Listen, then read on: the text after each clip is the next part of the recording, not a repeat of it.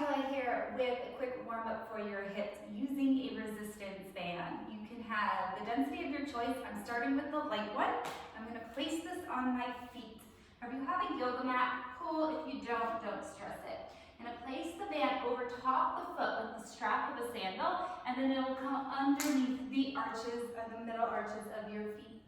I'm standing up nice and tall with the band on the feet. You're going to keep this tension on the band as you sidestep. And you're just going to step all the way, if you're on a mat, to the top of the mat. If you're like, I could sidestep forever, right, take about 6-7 steps to one side, and then reverse it and take your steps to the other side. Keep tension, so watch that second leg coming in. Sometimes it'll snap back in, especially if you have a more dense band. Right, and you can't quite make the space between the feet that you see that I have right now.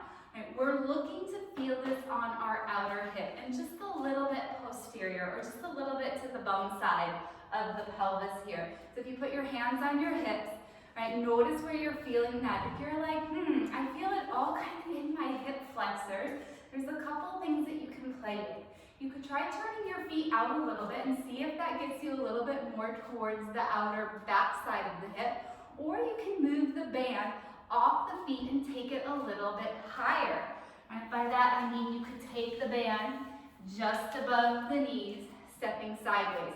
The closer you get to the hips, right, the easier it is to take the side step. So you might decide, keep sidestepping, you might decide that you prefer to put the band around the thighs, but use a more dense band.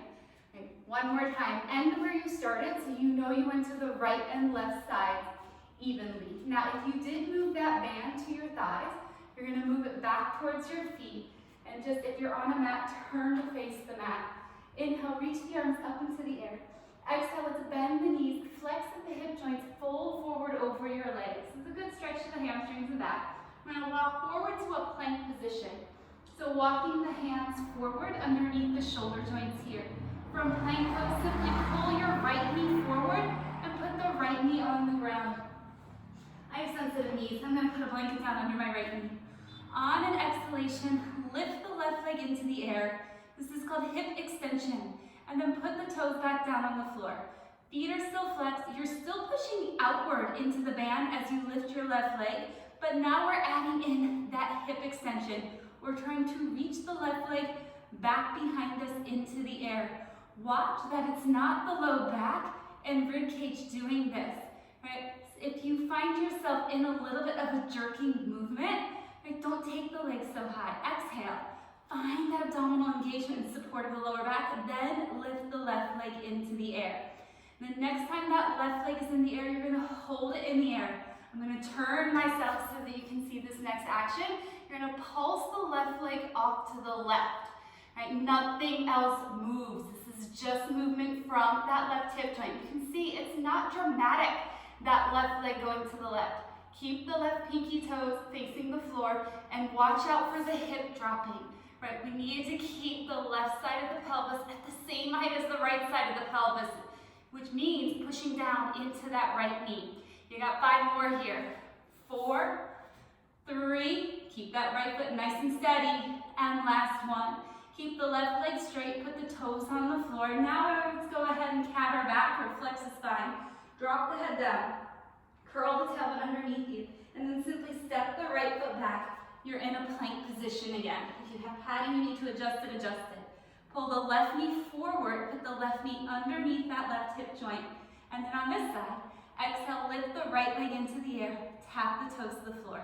Lift and lower, lift and lower. And it's a nice steady pace. It doesn't have to move quickly. It doesn't have to be super slow. We're looking to keep the right pinky toe facing the floor and the right leg straight. Right? Otherwise, it's all hamstring. And we want the glute max, that big butt muscle, to work with the hamstring on this hip extension. The next time that right leg is in the air, let's hold it in the air again. I'm going to turn myself. I'm going to pulse the right leg off to the right.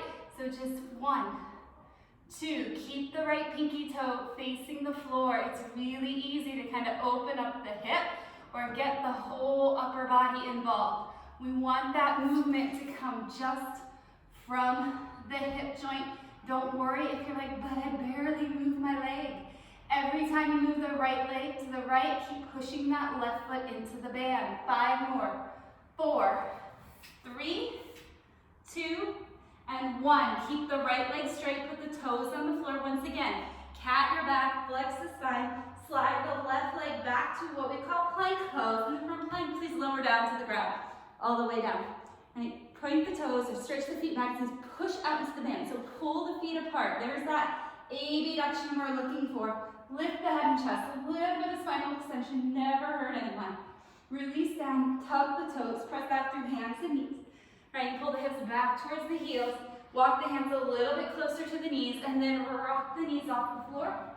Walk the hands all the way back towards the feet. You can hang over your legs here, do a little shift of weight from side to side, and then bend the knees and come all the way up to stand. Hopefully you're feeling like, yep, take that band off, outer hips, glutes all feeling a little bit more fired.